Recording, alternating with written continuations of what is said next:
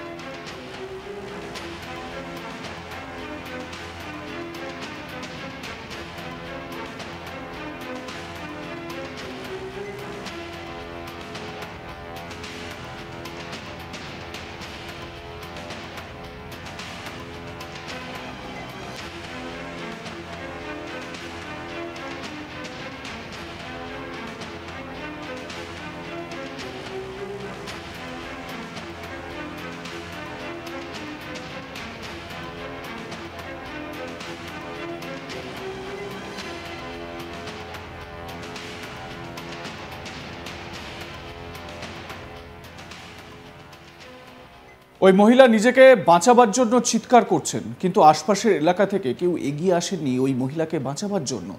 মার খেতে খেতে মাটিতে লুটিয়ে পড়েন ওই মহিলা। তাকে রেয়াত করা হয়নি সেই সময়ও। মহিলা মাটিতে পড়ে এপাশ ওপাশ গড়াগড়ি খেতে থাকেন, কিন্তু নিজেদের বীরত্ব ফলিয়ে লাঠি দিয়ে মারার পর ওই মহিলাকে ওই অবস্থায় ফেলে রেখেই বাড়ির গেট দিয়ে বেরিয়ে যায় ওই দুর্বৃত্তরা। এরপর ভিডিওটিতে দেখা যায় ওই মহিলা বেশ কিছুক্ষণ ওই অবস্থায় মাটিতে পড়ে রইলেন। সম্ভবত মাটিতে শুয়ে চিৎকারও করছিলেন তিনি। এরপর দেখা যায় বাইরে থেকে কয়েকজন এগিয়ে আসেন ওই মহিলার কাছে। তারা প্রথমে মহিলাকে টেনে তোলার চেষ্টা করেন, কিন্তু মারধরের জেরে ওই মহিলার অবস্থা এতটাই শোচনীয় যে উঠে দাঁড়ানোর শক্তিটুকুও ছিল না তার। এরপর কোনো রকমে ওই মহিলাকে টেনে তুলে ঘরের মধ্যে নিয়ে যাওয়া হয়। গোটা ঘটনাটি ধরা পড়েছে বাড়িতে লাগানো সিসিটিভি ফুটেজে। চাঞ্চল্যকর এই ঘটনাটি ঘটেছে হরিয়ানার মহেন্দ্রগড়ের দোস্তপুর গ্রামে।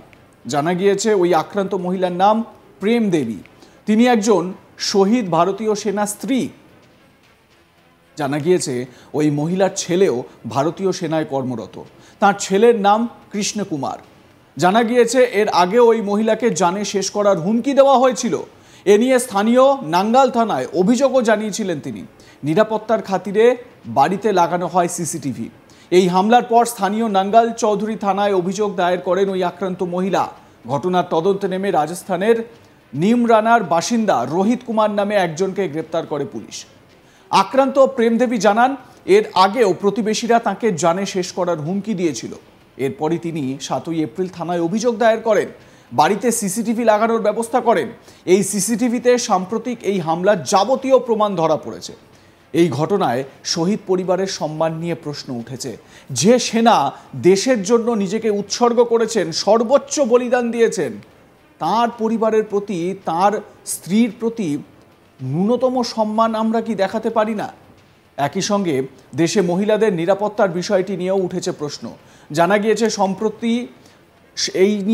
সম্পত্তি নিয়ে সম্প্রতি বিবাদ চরমে উঠেছিল। আর এই বিবাদের জেরেই এই ধরনের হিংসার ঘটনা বেড়েই চলেছে দেশের একাংশে।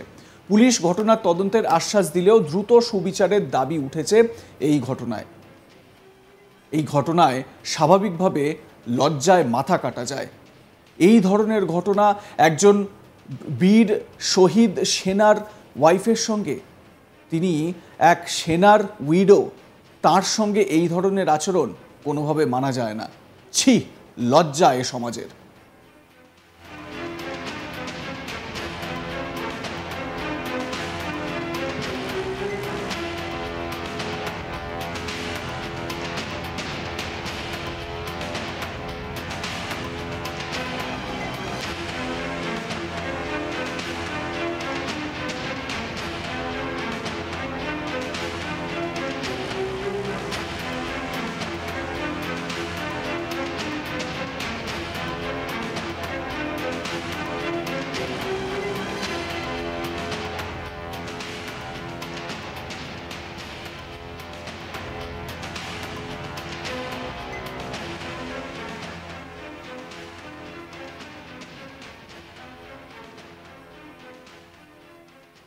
এদিকে এই ঘটনাটি ঘটেছে হরিয়ানার মহেন্দ্রগড়ে।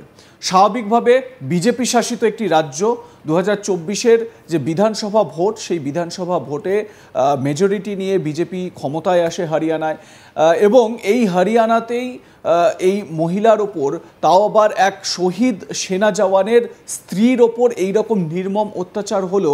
এই নিয়ে বিরোধীরা স্বাভাবিকভাবেই সরব হয়েছে। বিজেপি বিরোধী দলগুলো তারা সরব হচ্ছেন যে বিজেপি শাসিত রাজ্যগুলোতে মহিলাদের নিরাপত্তা নেই, মহিলাদের কোনো সম্মান নেই, এবং এই ভিডিও কিন্তু সেই অভিযোগকেই মান্যতা দিচ্ছে।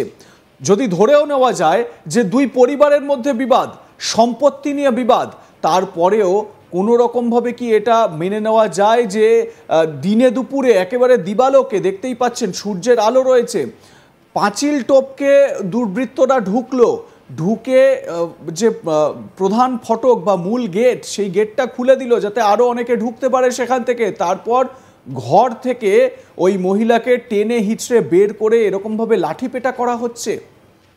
এ তো এদেশে হওয়ায় না, বা ভারতে এই ধরনের ঘটনা তো ভারতের সংস্কৃতি না। বিজেপির অনেক শীর্ষ নেতা বা স্থানীয় নেতা যারা রয়েছেন তারা কিন্তু বিজেপির সংস্কৃতির কথা বলে। তারা বলে যে আমাদের সংস্কৃতি, ভারতীয় যে সংস্কৃতি, সেই সংস্কৃতি মেনে আমরা চলি। তাহলে এটা কি ভারতীয় সংস্কৃতি? বিজেপির সরকার বা প্রশাসন এখানে কি করছে সেটা কিন্তু লক্ষ্য করার মতন বিষয়। যদিও এক অভিযুক্তকে গ্রেপ্তার করা হয়েছে, রাজস্থানে পালিয়ে গিয়েছিল সে, তাকে রাজস্থান থেকে গ্রেপ্তার করে আনা হয়েছে।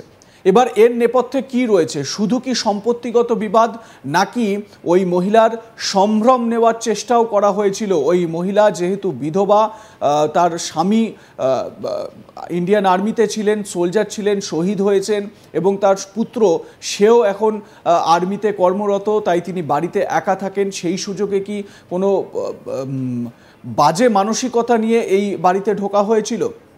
স্বাভাবিকভাবে এই প্রশ্নগুলো কিন্তু উঠছেই। আপনারা কি মনে করেন জানাতে ভুলবেন না। দেখতে থাকুন আজ তাক বাংলা, সাবস্ক্রাইব করুন আমাদের ইউটিউব চ্যানেলটি, বেল আইকন প্রেস করুন নোটিফিকেশন পেতে।